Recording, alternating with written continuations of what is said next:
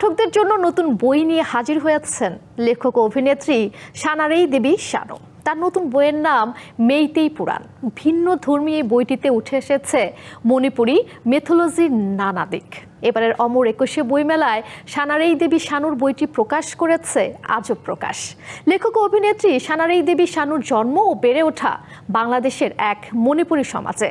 তাই মণিপুরী মিথগুলোকে খুব কাছে থেকে দেখা, জানা আর অনুভব করার সুযোগ হয়েছে লেখকের। এর ফলে দীর্ঘদিন ধরেই মণিপুরী সম্প্রদায় ও তাদের সংস্কৃতি নিয়ে গবেষণা ও কাজ করে আসছেন সানারেই দেবী শানু। সেই ধারাবাহিকতা থেকেই মণিপুরী পুরাণের সৃষ্টিতত্ত্ব নিয়ে রচিত হয়েছে এই গ্রন্থ।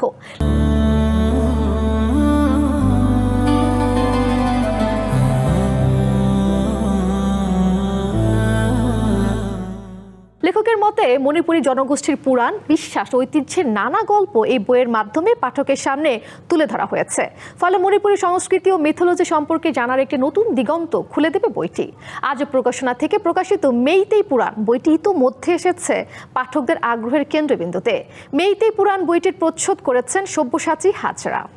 এবছরের বইমেলাতে আমার আজব প্রকাশ থেকে মেইতেই পুরাণ এই ভিন্নধর্মী একটি বই আমি আমার পাঠকদের জন্য উপহার দিচ্ছি। বেশ কয়েক বছর ধরে মণিপুরী মিথোলজি নিয়ে কাজ করার চেষ্টা করছি। গত বছর মণিপুরী লোকগাথার একটা গল্প নিয়ে আমি একটা ফিকশন লিখেছিলাম, বাঘ মানুষ। তো এবছর এটা হচ্ছে একটা মণিপুরী মিথোলজির একদম মূল গল্পটা সংকলন করেছি।